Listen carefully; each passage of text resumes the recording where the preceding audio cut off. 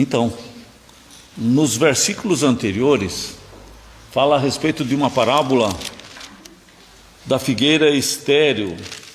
Era um homem que tinha muitas parreiras, uma plantação enorme de parreira, tinha seus servos que cuidavam, e no meio delas tinha uma figueira, e ele chega lá, ele quer achar frutos, e não acha fruto naquela figueira, e ele diz: essa figueira aqui não presta para nada, já está 3 anos aqui tomando espaço e ocupando a terra em vão, porque não produz nada. Então corta essa figueira, e aí esse espaço vai ser ocupado por outra árvore que produza fruto. Aí o servo falou assim: mas Senhor, vamos fazer assim, esse ano nós cavucamos ao redor das raízes, colocamos adubo, esterco, adubamos bem, e se não produzir lá no ano que vem, então a gente corta fora. Ele pediu isso e o Senhor deixou.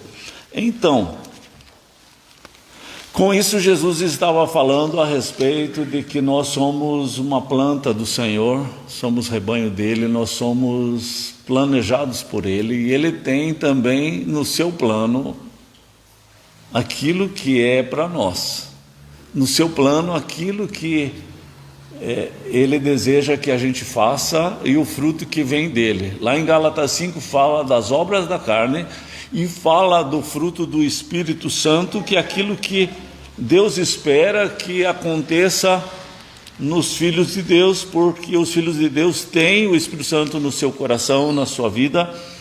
Ninguém planta um pé de parreira esperando que seja para enfeite. Ninguém compra um caminhão esperando que seja para enfeite. Todos fazem isso, ou planta ou compra um caminhão pensando no que vai fazer, no trabalho que vai fazer com ele. Assim Deus te criou, assim Deus te formou, assim Deus te fez, Deus te resgatou do inferno e da morte com o objetivo dele. E é claro que também está incluído essa parte de escavar, de adubar, de preparar, de orar. O povo de Deus não sobrevive sem a meditação na palavra de Deus todo dia, sem a oração todo dia. Ele diz assim: vigiai e orai o tempo todo.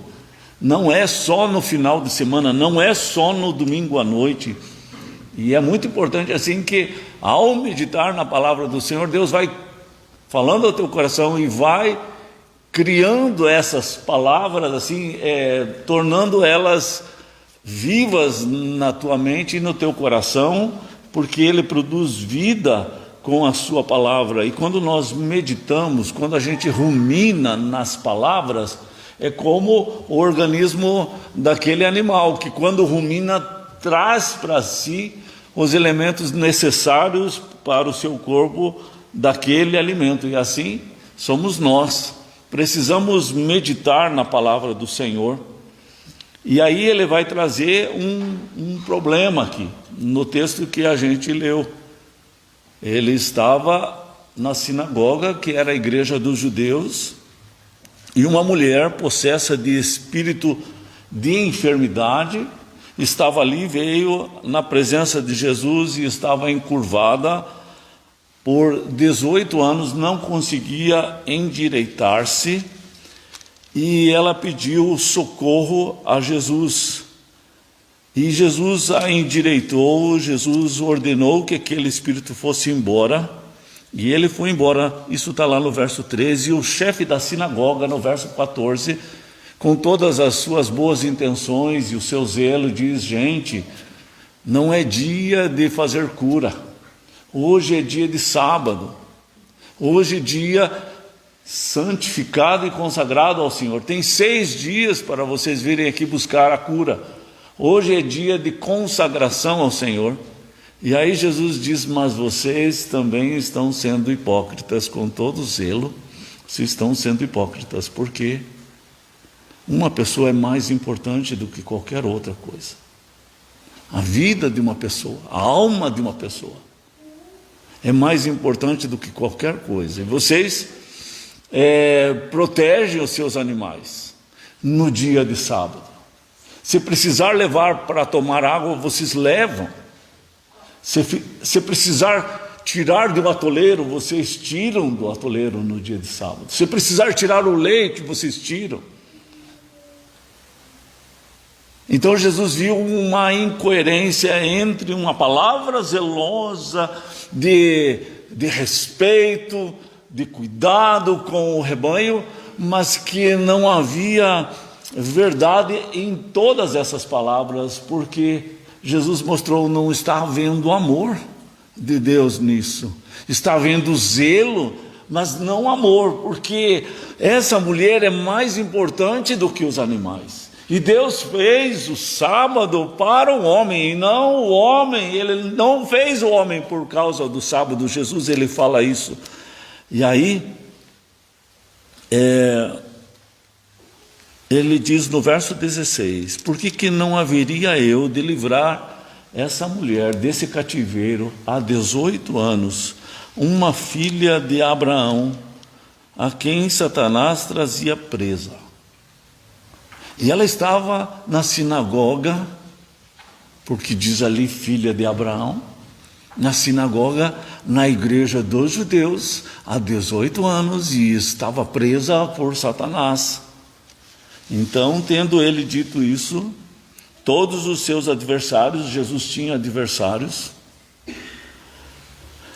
se envergonharam. Entretanto, o povo se alegrava por todos os gloriosos feitos que Jesus realizava. Lá em 2 Timóteo 3,13 e 3,12, ele fala assim: todo o que quiser viver uma vida piedosa vai passar por tribulação, perseguição, vai haver injúrias, vai haver ciúmes, vai haver invejas das pessoas por causa da luz de Jesus que há naquele homem e naquela mulher que é piedoso ou piedosa. E no verso 13 diz assim: mas os homens perversos, os homens incrédulos, eles vão de mal a pior. Talvez no momento que eles estão falando suas coisas pareçam ser convincentes. Ele cita lá em Timóteo sobre Janes e Jambres que resistiram Moisés. Cada vez que Deus mandava um sinal ou uma praga, eles repetiam esses sinais e repetiam essas pragas. E eles conseguiam, pela ciência deles, confundir o faraó e parte da sua liderança. Até chegar num ponto eles não conseguiam mais repetir. Mas até um tanto das pragas eles repetiram todas elas. E eles conseguiam assim endurecer o coração de Faraó. Mas depois eles não conseguiam mais. E o texto depois... O próprio texto de Timóteo diz assim, que eles também se deram mal, porque eles perderam a sua palavra. Aquilo que eles falaram não deu certo, mas Faraó, que acreditou, perdeu o seu filho e se deu mal, porque o império do Egito caiu. Ali ele sofreu muito na mão de Deus, pela sua dureza, pela sua incredulidade. E é isso que acontece. Toda pessoa que se volta contra Deus, toda pessoa que, por mais interessante que seja o seu discurso, mais bonito seja o seu discurso, mas ele é contra Deus, essa pessoa vai de mal a pior. E aqui Jesus está falando de um problema desse dentro da igreja, e de uma mulher que estava dentro da igreja há 18 anos, sendo molestada, sendo atormentada. A gente não sabe bem como é que toda essa situação dessa mulher, porque não descreve tanto assim para a gente poder falar sobre ela. Mas a gente sabe que quando Jó sofreu aquelas enfermidades todas, aqueles tumores no seu corpo, foi da parte do diabo que isso aconteceu. Aquilo foi um toque das mãos do diabo, porque Deus recuou a sua defesa, Deus recuou os anjos que protegiam, como eles protegem você, também recuou a proteção em relação a Jó, e aí o diabo tocou, e Deus permitiu que o diabo tocasse. Muitas vezes uma pessoa, ela não confessa plenamente o seu pecado. Muitas vezes a pessoa não abre totalmente seu coração, coloca os seus problemas diante do Senhor, quer o perdão do Senhor, mas por alguma razão dentro de si, não abre completamente o seu coração. Eu lembro de um homem que estava endemoniado, ele queria ficar muito livre daquele demônio, por causa dos males que o demônio fazia, mas também eu lembro que ele gostava de adivinhar, ele gostava de coisas que o demônio trazia, que lhe davam sensação de poder. Então, uma pessoa dividida, ela não consegue ficar liberta de uma forma 100%.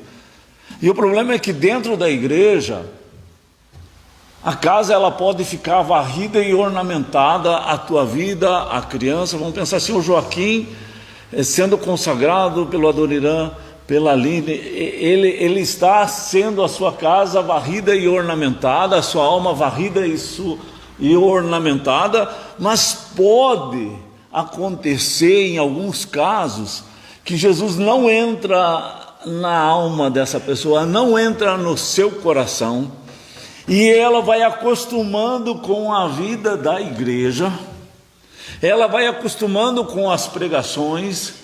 Chega a um tempo, não faz mais sentido para a sua vida, não toca mais, não mexe mais com o seu coração, não quebranta o seu coração. O Salmos 51 fala assim que Davi diz assim: Deus ama um coração contrito e compungido. E ele estava no meio de um pecado, e ele estava com o seu coração muito dolorido, ele estava com o seu coração ferido por causa do seu pecado, muita culpa, e ele sabe que diante de Deus ele precisa ter o coração contrito e compungido. Mas chega algumas pessoas, como no caso de Saul e outras pessoas, que vai dificultando isso, porque o seu coração não consegue se arrepender, ele não consegue entrar nesse ponto de contrição, de arrependimento, de se humilhar, porque tem justificativas, tem motivos para ter feito aquele erro, e aí tem um arsenal de defesa e não consegue então ser perdoado, porque uma pessoa que não consegue confessar todo o seu pecado, também não vai ser perdoado todo o seu pecado. E eu acredito então que muitas pessoas dentro da igreja, no caso da igreja dos judeus, dentro das igrejas evangélicas, também existem pessoas que são aprisionadas pelo diabo, pode ser 18 anos como essa mulher. E você vê que ela ficou encurvada. Por quê? A pessoa que vai sendo dominada pelo maligno, ele vai encurvando, ele vai atrofiando essa pessoa. Muitas vezes eu percebi isso, pessoas que foram usadas pelo inimigo a vida inteira, elas vão ficando encurvadas. Vem em Lucas 15, tem uma parábola do filho pródigo, do irmão mais velho que ficou em casa, e antes tem aquela ovelha que se perdeu muito longe, o pastor foi buscar, mas também tem uma outra parábola, que é aquela moeda que foi perdida dentro de casa.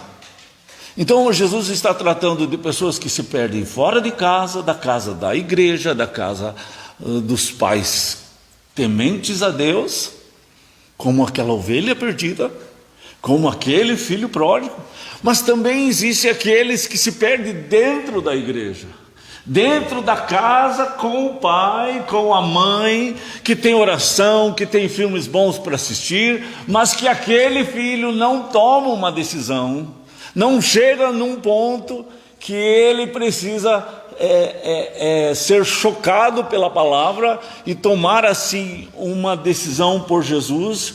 E aí é como aquela dracma que foi perdida, aquela moeda valiosa que foi perdida dentro de casa. E aquela mulher, diz Jesus, que resolveu fazer uma faxina enorme naquela casa até achar aquela moeda. Então ela fez uma operação pente fino, para não ter um espaço que ela não mexesse até achar aquela moeda. E quando ela achou a moeda, diz o texto, diz a parábola de Jesus, que ela sai fazer uma festa e reúne as amigas para dizer: eu achei essa moeda porque ela é muito importante para resolver alguns problemas que eu tenho. Então, veja o perigo que é a gente ir amansando o coração, amansando os pensamentos, mas não entregar a alma a Jesus. É o maior desastre, porque você pode ganhar o mundo inteiro, mas se a tua alma não é de Jesus, você vai para o inferno. Você pode ter toda a tua família muito bem colocadinha, mas se a tua alma não é de Jesus, você vai para o inferno. E Jesus disse: que adianta o homem ganhar o mundo inteiro e perder sua alma? Então esse é um ponto assim extremamente importante. Na história daquele rei Manassés, lembra? Que eu já falei sobre ele, fica lá em 2 Reis 21. Fala que Manassés fez o que é pior de qualquer nação fora de Israel, das nações pagãs.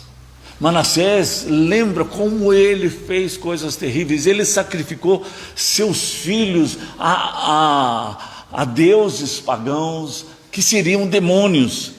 E ele fez tudo isso por cegueira. E você lembra que ele se arrependeu no final e Deus o perdoou. Mas assim, quando uma pessoa, alguém de dentro da casa, o diabo puder derrubar, ele vai tentar fazer o pior. Sempre me chocou quando eu fui pastor, por mais tempo lá em Beltrão. A gente passava lá na avenida principal em Beltrão, tinha um clube lá muito grande. No tempo depois do carnaval, sempre tinha cartazes assim com as fotos dos foliões. Por 2 anos seguidos que eu passei lá, tinha a foto de um rapazinho que era filho de um pastor da igreja evangélica lá. E no outro ano era um outro rapazinho, filho de um outro pastor de outra igreja importante e grande lá de Beltrão. Por que colocava a foto de tudo isso lá? Para endurecer o coração das pessoas. Quando o diabo consegue derrubar um líder, principalmente, endurece mais o coração. Então, é um assunto muito, muito importante esse assunto aqui. E eu pensei assim, a pessoa acaba fazendo o pior, a pessoa acaba se desviando, a pessoa acaba se chateando com a palavra, esfriando, por causa, às vezes, de uma tendência legalista. Porque lá o líder religioso, o chefe da sinagoga, em vez de glorificar a Deus porque aquela mulher estava sendo liberta daquele demônio, ele se preocupou mais do dia que estava sendo feito aquela libertação. Da forma que eu entendo das Escrituras, o dia do Senhor é o dia de libertação. Então aquele dia era o melhor dia para aquele demônio ir embora. Não que os outros dias não pudessem ir embora, pode ir embora, mas no dia do Senhor seria o melhor dia, porque é o dia de buscar o Senhor e esses demônios realmente irem embora. Lembra que o filho mais velho, ele ficou servindo em casa, ele era o certinho, ele representa esse chefe da sinagoga, que ficou chateado, que tinha esse zelo. O filho mais velho está falando desse tipo de pessoa que ele vê um texto da Bíblia e ele cobra aquele texto da Bíblia, mas ele esquece de outros textos da Bíblia que falam do amor. Então o filho mais velho, ele diz assim: pai, o senhor está recebendo de volta esse filho que só fez besteira? Mais ou menos assim, o senhor está dando mau testemunho, o cara apronta, e depois o senhor perdoa. Está errado isso. Então ele dá uma bronca no próprio pai. E num certo sentido ele está dando uma bronca no Pai Celestial, porque aquele Pai está falando a respeito do Pai Celestial, que nos perdoa, que sempre está de braços abertos para nos receber, porque enquanto você ouvir a voz do Senhor, e você não endureceu o teu coração, e você se arrependeu, Deus vai te receber. Deus só não recebe a pessoa que não consegue se arrepender. Porque haverá um tempo que as pessoas não conseguem se arrepender. Nós falamos sobre isso esses dias, lemos até o texto lá de Apocalipse, quando as pessoas não se arrependem. O caso de Judas, ele não se arrependeu, ele teve remorso. Então haverá momentos na vida de pessoas que elas não vão mais se arrepender, elas vão só sentir remorso, mas não vai haver mais arrependimento. Então é uma troca de valores. A pessoa deu tanto valor para as coisas e não deu valor para a pessoa. O diabo, ele cita uma parte da Escritura, mas ele não cita a outra parte. Lembra que ele disse, não está escrito lá no Salmos 91, isso, aquilo e aquilo, para Jesus. Então ele vai fazer isso conosco também. Há também uma tendência de acomodação, de acostumarmos, principalmente as crianças. Por isso que eu tenho como um princípio na forma que eu aprendi, que os pais, eles precisam estar sempre em oração, de joelhos pelos filhos. Em casa, na igreja, os pais são os primeiros que tinham que vir nas reuniões de oração. Quem tem filho pequeno, quem tem filho pré-adolescente, quem tem filho adolescente, precisa estar em oração para quebrar essas prisões, essas cadeias, porque o diabo, ele não dorme em serviço. E o diabo sempre está pronto para te derrubar, sacanear, roubar, matar e destruir. Ele não vai parar. Lembra que Jesus libertou aquela mulher que tinha uma hemorragia, e ela passou a vida inteira perdendo sangue. Ela tinha anemia profunda, ela tinha fraqueza, sabe? É o que o diabo vai fazer sempre, te deixar assim anêmico, sem vontade de orar, com muita consciência culpada, sem vontade de ler a Bíblia, deixar isso para depois, sabe?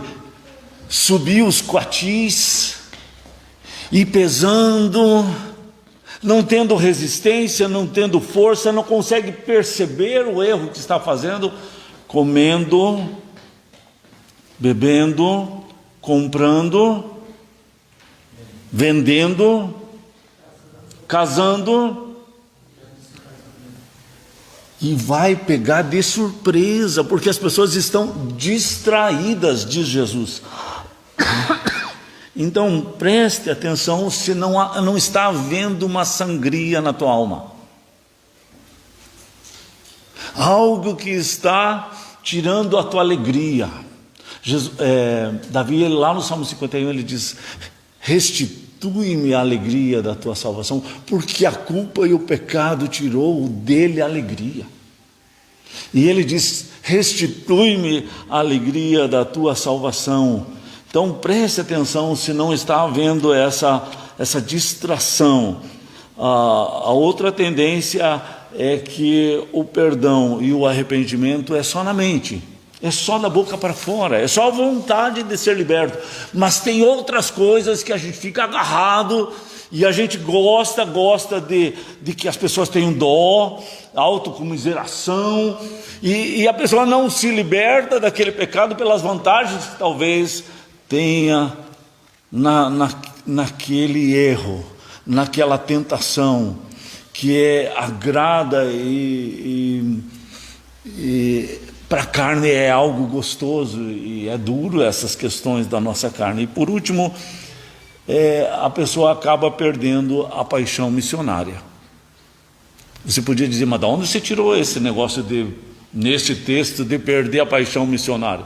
Veja, aquele líder religioso, em vez de estar assim, olhando e focalizando para aquela mulher, ele focalizou para o dia, para o sábado, para a lei. E Deus diz assim: a letra mata. O Espírito Santo vivifica. Porque Jesus veio para nos libertar. Então Jesus, ele estava olhando para aquela mulher que estava há 18 anos presa por um espírito maligno. Quanto da sua força, quanto da sua energia foi gasta em lugares errados? Quanto ela estava de mal a pior? E quanto o diabo estava dando risada das suas derrotas na sua vida? Do seu sofrimento em casa, com a sua família, na igreja, porque ele faz isso. Então havia uma perda da visão missionária por parte daquele chefe da sinagoga. Ele era como um pastor na época, um sacerdote, e ele era responsável pelo ensino da palavra de Deus naquele lugar, naquela igreja. Então, quando vai se acostumando, quando vai, vamos dizer assim, na pandemia, eu vi vários depoimentos aqui da igreja mesmo, de pessoas falando assim: eu deixei de vir por causa da pandemia e me acostumei em não vir, e achei difícil voltar. E é assim que acontece. É uma luta interior. É uma guerra interior dentro do nosso coração, em relação à oração, à palavra, ao culto presencial, né? É uma guerra. Eu lembro de alguns jovens lá em Guarapuava, quando estava vendo assim um avivamento muito grande lá. Naquele tempo, muitos dos jovens, eles terminavam uma faculdade e eles começavam de novo um outro curso na mesma faculdade. Sabe por quê? Não para ser mais inteligente, para poder dizer eu fiz tal curso. E eles faziam uma outra faculdade para formar novos amigos dentro da sala de aula, para poder compartilhar a fé. E nós estávamos comentando isso ontem à noite aqui na igreja, que quantos de nós daqui da igreja já perderam seus amigos, seus contatos, acaba sendo só o trabalho, casa, e no caso antes da pandemia, igreja. E vai diminuindo os seus amigos, não tem assim um hall de amigos que pudesse compartilhar da palavra, convidá-los para ouvir a palavra, convidá-los para um estudo bíblico, convidá-los para orar, convidá-los para vir à igreja, ou orar por eles quando eles tivessem algum problema, como aconteceu com o Juliano e o Gilberto.